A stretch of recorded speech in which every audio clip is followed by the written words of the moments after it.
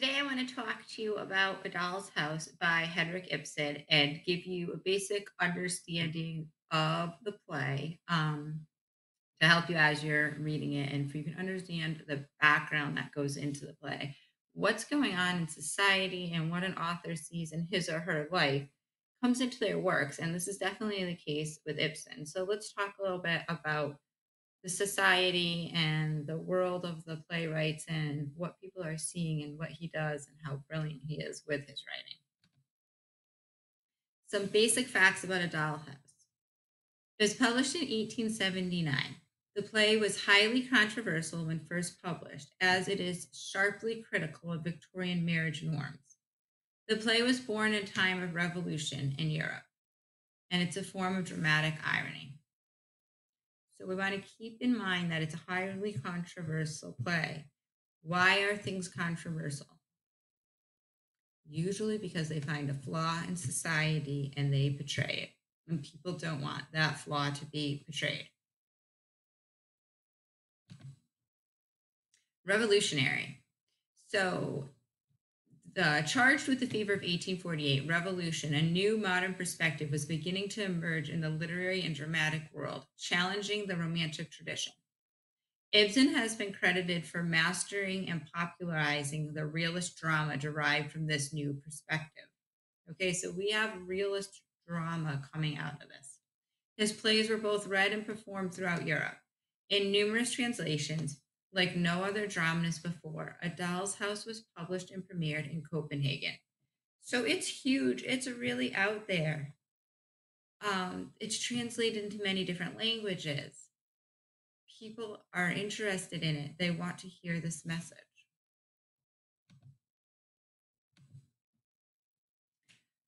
So, a challenge to the technical tradition of the well made play. The well made play, a genre of theater from the 19th century, codified by Eugene Scribe. It has a strong neoclassical flavor involving a very tight plot and a climax that takes place very close to the end of the story, with most of the story taking place before the action of the play. Much of the information regarding such previous action will be revealed through the thinly veiled exposition. Following that would be a series of casually related plot complications. The plot is based upon a withheld secret, known only to some of the characters, usually about the play's hero, the revelation of which provides the turning point in the play. So this is all new for the time frame to have this type of plot, and you have a character who is going to emerge and come out and make a turn.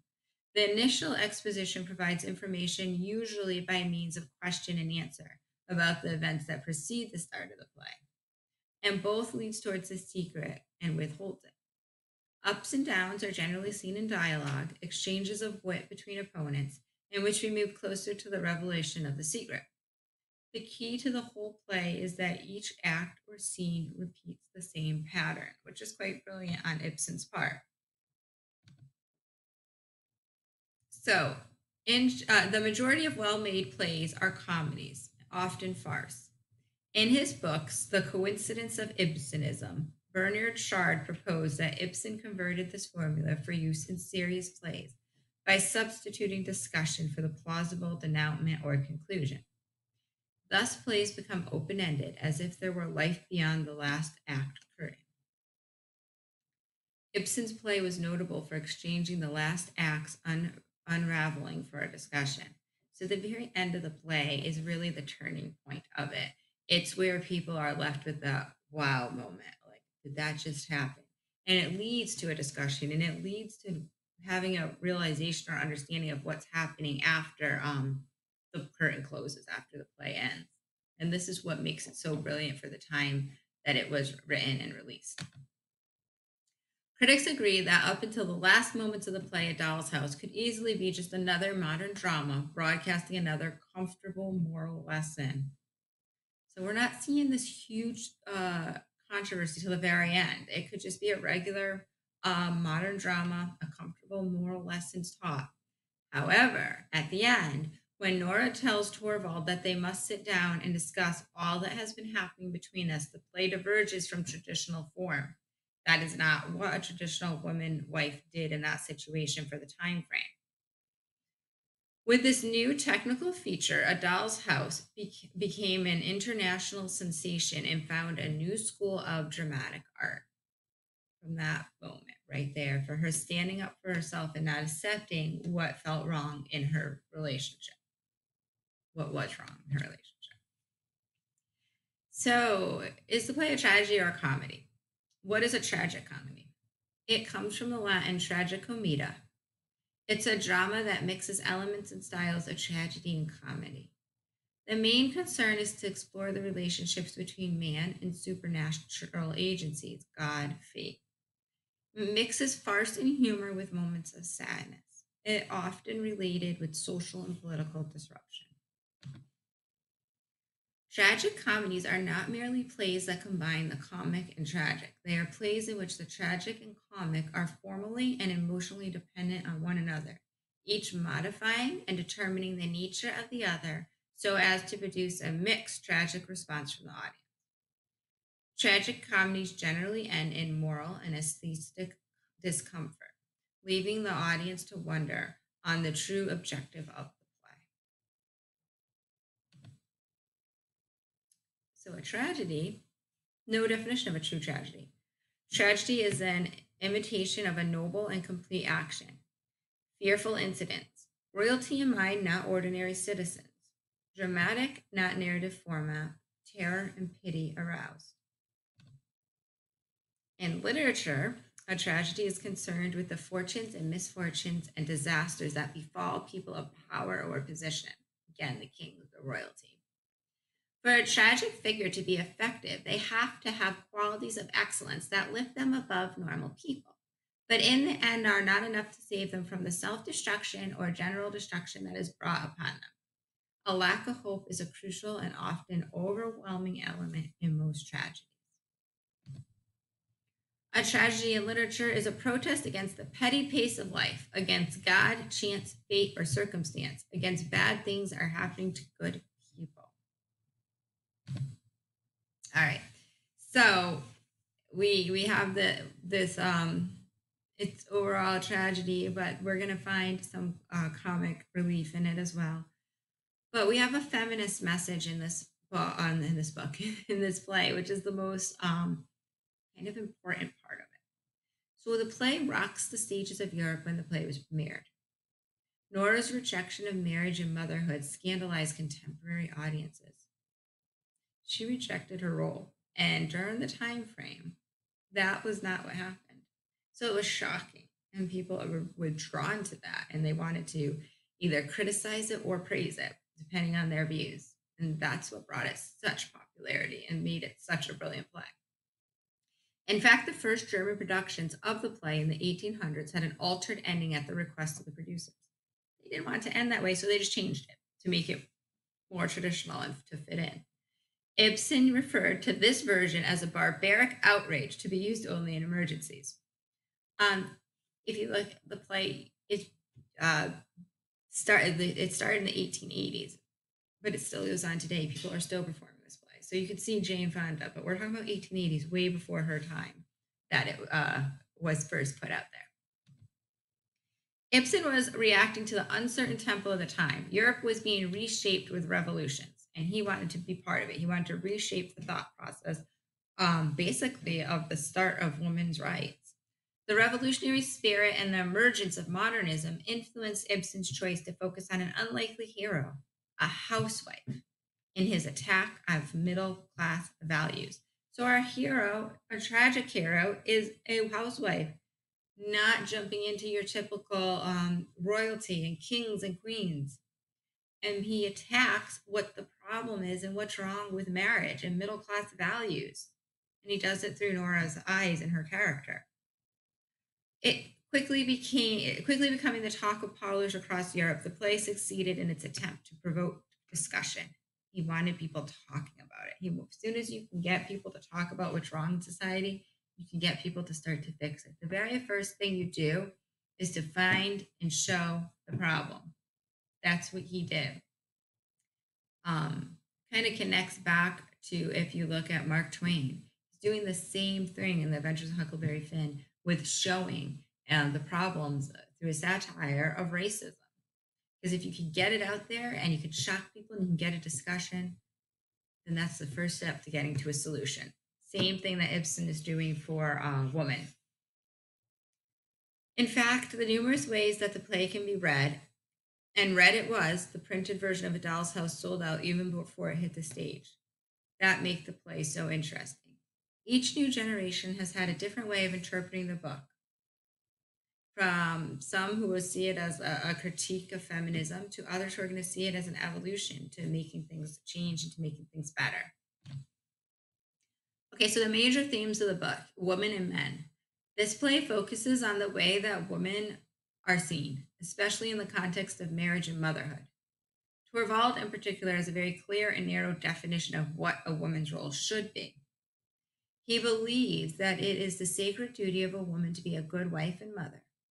Moreover, he tells Nora that women are responsible for the morality of their children. In essence, he sees women as both childlike, helpless creatures detached from reality and influential moral forces responsible for purity of the world through their influence in the home. Different people will interpret that different ways, and that's okay. Materialism versus people. This is particularly important for Torvald, whose sense of manhood depends on his independence. In fact, he was an unsuccessful barrist because he refused to take unsavory cases. As a result, he switched to the bank, where he primarily deals with money. In other words, money, materialism can be seen as a way to avoid the complications of personal contact. So, images of woman, Nora as a symbol of a woman, is called a number of names by Torvald throughout the play, including little songbird, squirrel, lark, little featherhead, little skylark, little person, little woman. Torvald is extremely consistent about using the modifier little before the names he calls Nora. Why? What does that do? He often then follows by my, signaling that Torvald's belief that Nora is his. He chooses names for Nora. His chosen names for Nora reveal that he does not see her as an equal by any means. Rather, she is a predictable and silly doll, as in A Doll's House, and at times a captivating and exotic pet for him. So think about how that makes a woman feel.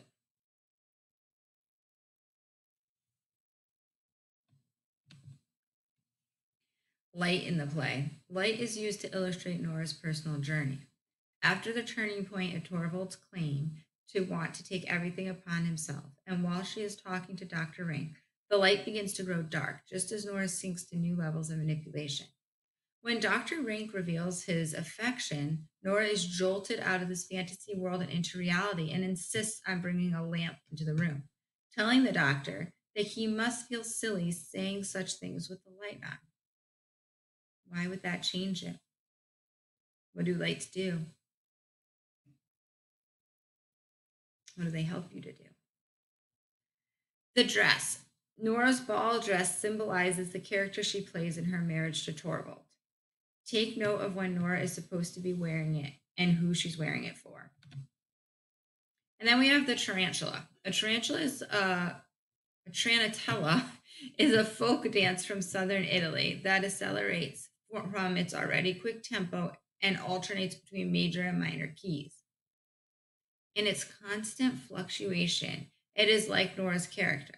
In this act, it serves as Nora's last chance to be Torvald's doll, to dance and amuse him. Also, it commonly and falsely is known as a dance that's supposed to rid the dancer of the bite of the tarantula. Applied to the play, its use suggests that Nora is trying to rid herself of the deadly poison of an outside force, however, fruitlessly. Rather than alleviating the bite, though, the music and her life only continue to accelerate and spin out of control. So here we have Nora in a relationship, not being treated fairly or properly. And she wants to make it a change. She doesn't want to deal with it anymore. And that's a huge step for Ibsen, the author, to put into a play at this time, because it's not how things are typically done or seen. And he wants this big reaction because this big reaction is what is going to cause change in the world. Just to go over the characters to help you understand them better as you're reading. Dr. Rank, he's going to be a flat character, no real change. He is Torvald's best friend who's supposedly helping Nora. Nora's going to be our protagonist. She's going to make the dramatic change. She doesn't want to be this cute little wife. Then we have Torvald. He is a flat character also. He never ends up changing. He's a hypocrite. He preaches honest hard work and he doesn't live up to it. Best of luck reading. Hopefully, this will help you through it.